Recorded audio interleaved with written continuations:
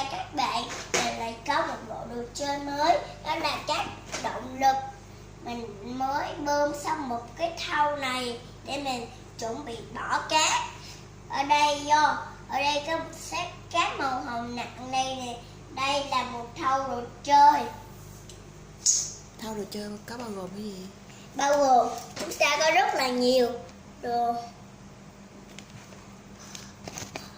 và có kèm một cái ống bơm để bơm cho nó ngăn cái hồ này lên để chúng ta lấy cát này lên.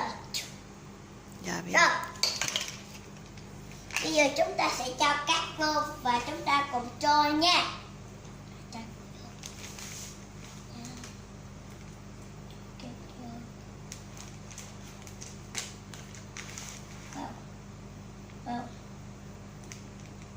Wow, đã lắm á.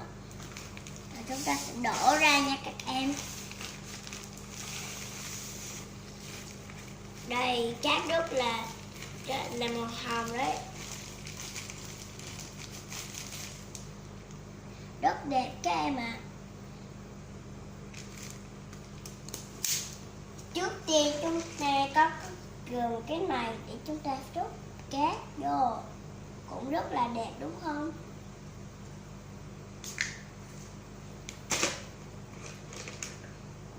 Tiếp theo chúng ta sẽ dùng cây dao cắt nó ra. Tí nữa chị sẽ lấy cái kim mày đem chĩa nó ra. Cắt. Khoan, giờ bỏ vô khuôn trước đã rồi mới cắt chứ. Vô khuôn này chút nha. Trước tiên chúng ta sẽ nặn cái ngôi sao.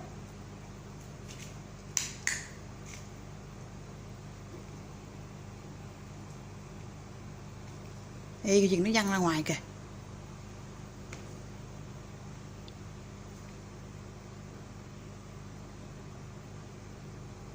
Chúng ta sẽ ép mạnh nó xuống. Rồi chúng ta sẽ ổn nó xuống. Đây, chúng ta đã ra một hình ngôi sao rồi. Đẹp quá. Các bạn thấy chưa? Bây giờ chúng ta sẽ nặn một cái nữa nha. Chúng ta sẽ nặn một cái con sao biển này nha. Chúng ta làm thôi.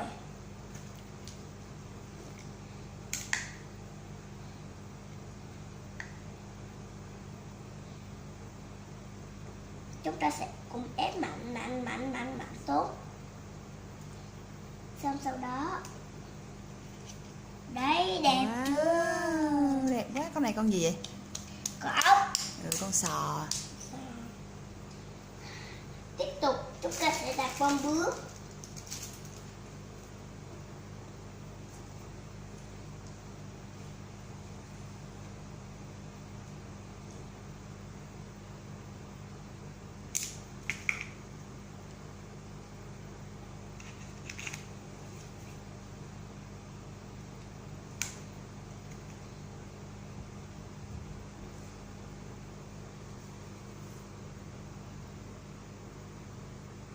Chúng ta cũng sẽ ép mạnh xuống. Cũng được rồi này các em. Ồ, này xấu quá. Chúng ta sẽ cắt cái này đi nhá.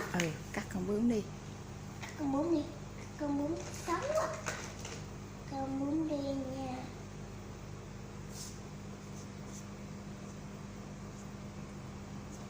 Chúng ta đã cắt con bướm ra rồi. Dạ thôi kết thúc với chào các bạn đi. Thôi, con chơi tiếp mà. Thì chào đi rồi chơi tiếp. Chơi tiếp. Thì chỉ ba các bạn đi rồi chơi tiếp.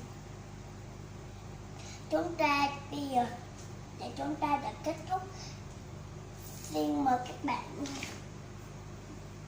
nghỉ ngơi một chút và ăn uống một chút ạ. Xin chào các bạn nha. Bye. Các động lực xin chào các bạn nha. Bye. Bye.